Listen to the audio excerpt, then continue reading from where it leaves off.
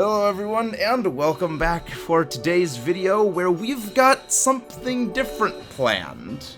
And a very special guest to introduce today's monster. Tell the lovely chatters at home, what is your favorite monster? King Ghidorah. You were supposed to say Gigan. So, Gigan. I mean, I do like Gigan as well. Care to introduce the lovely viewers at home to Gigan? Well, I mean, didn't Gigan make his first appearance in Godzilla vs. Megalon?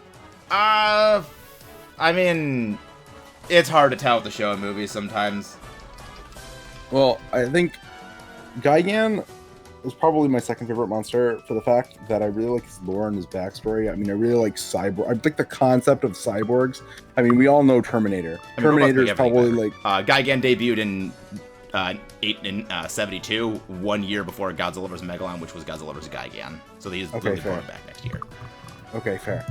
Well, I think if you know anything about Gigan, you know that he's a cyborg. Yeah. And I think that the concept of a cyborg is really cool. I mean, if you think back to Terminator, that's probably the classic example of what a cyborg is in media, and we all know how banger of a job James Cameron did on that. So when you read into Gigan's lore, even just scratching the surface, I think you're looking at him, you're like, wow, this isn't really a character that is malicious by nature.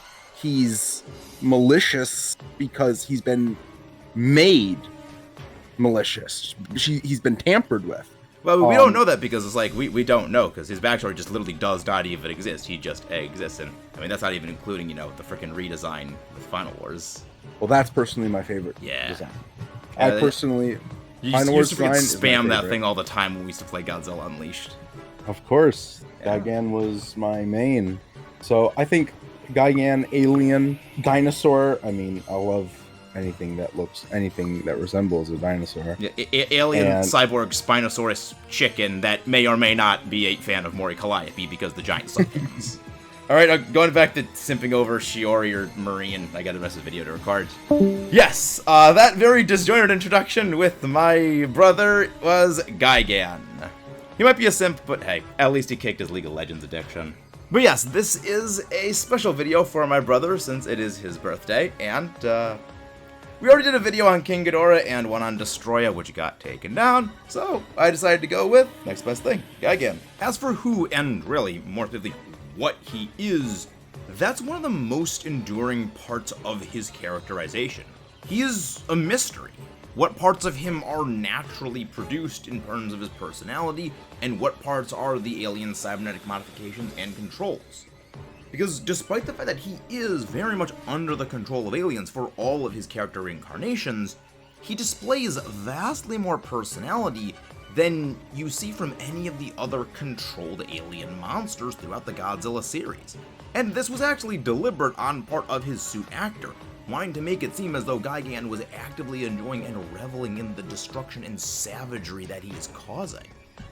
But even beyond these cybernetic modifications to his even back Showa incarnation, which were very visible, again, the giant claws, his appearance still looks very unnatural despite the somewhat attempt to make it blend in more naturally.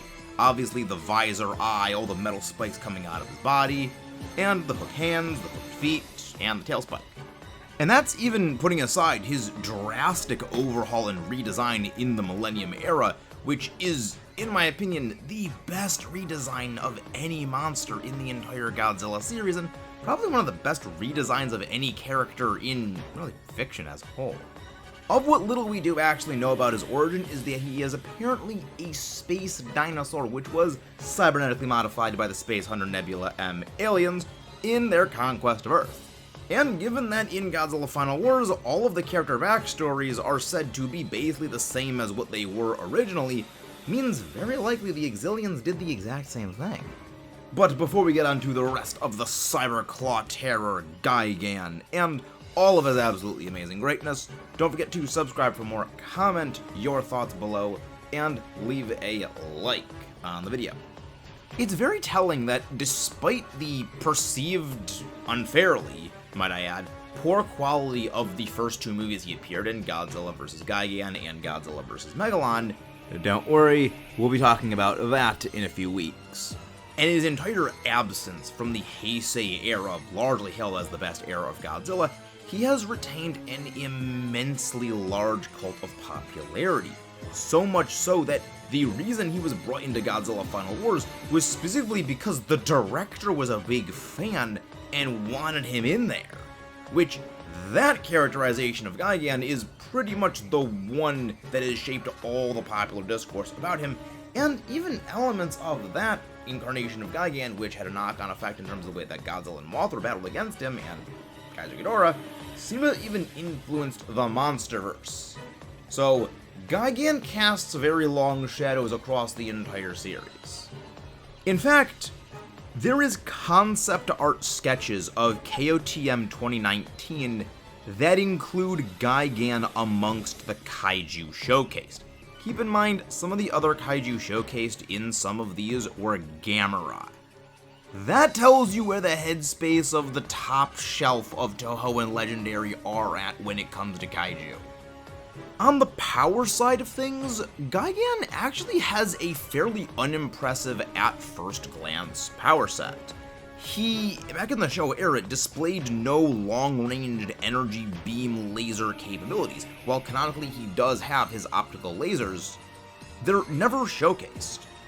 Everything he has is strictly melee, making him a fantastic counterpart to King Ghidorah.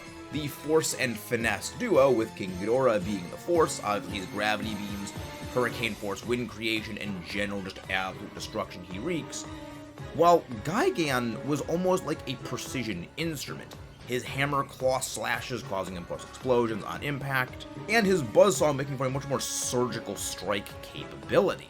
Both of them display incredible amounts of power in very different ways. Chief among them being, Gigan is one of the first kaiju to seriously wound Godzilla, namely making him bleed. Ghidorah obviously melted Godzilla's hand, or melted the skin off of his hand back in Godzilla vs. Ghidorah, which does take place prior to Godzilla vs. Gigan, but Godzilla never bled. The wounds inflicted by Gigan are something that we really have not seen from other kaiju until far later in the series. It's something that makes him stand out.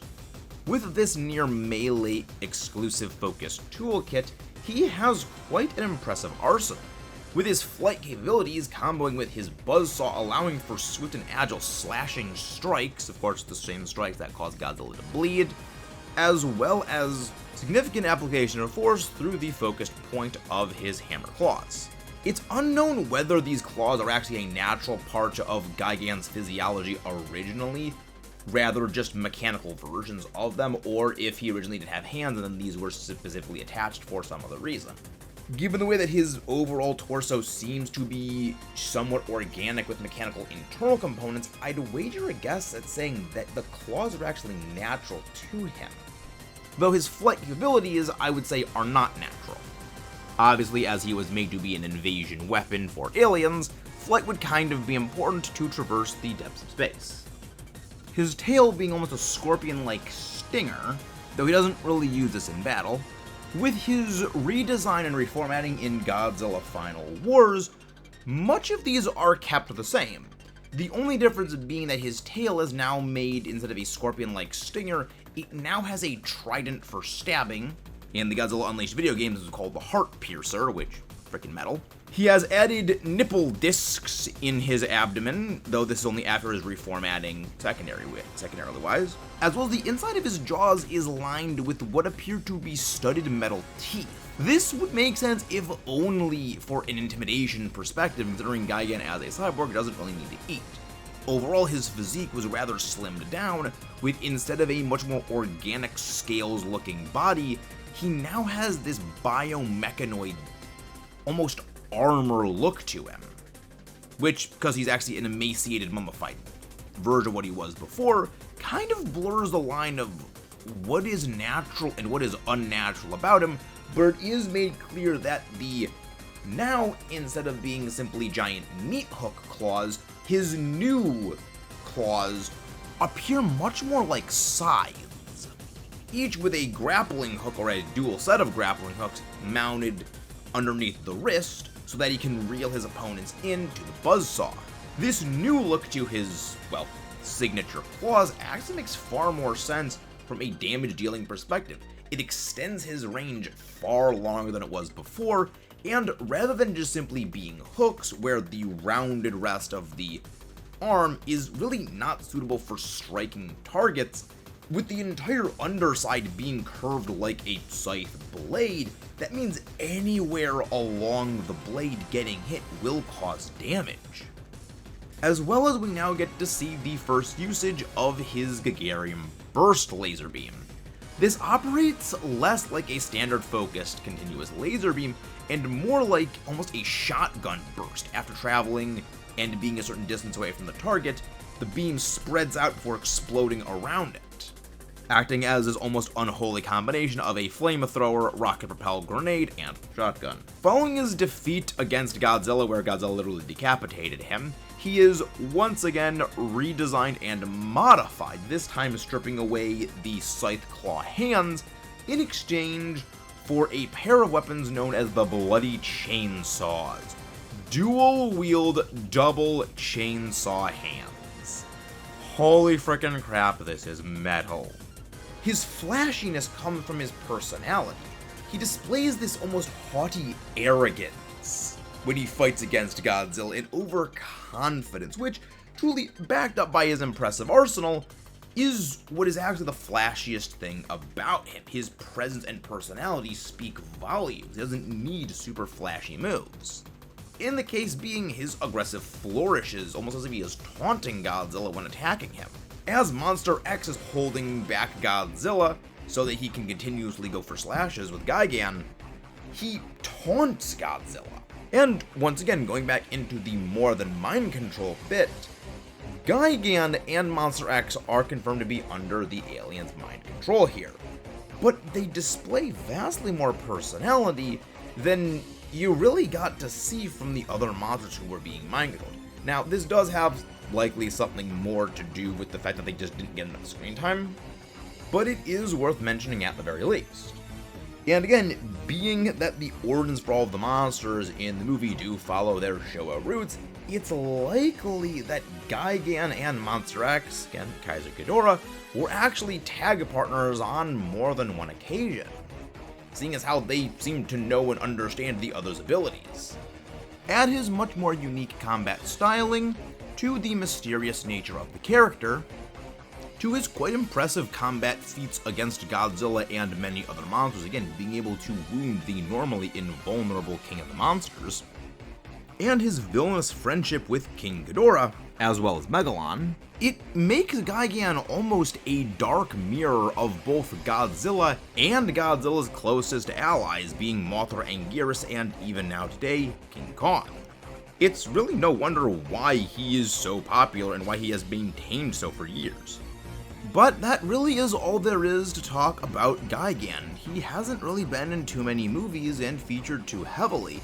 The really last thing I could mention about him is that there was supposed to be a monster in Godzilla the series, which you could actually see in the opening credits for it, called the Flying Gigan. So even then, Gigan was going to be in Godzilla the series before his reintroduction via Final Wars, showing he was still always a pretty popular monster. But that really is all I have to say on Gigan that there is, and there's really not much to say.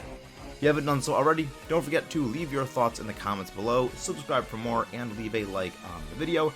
I have been Max Allo, your American Allosaurus. See you next time, and long live the Kaiju King.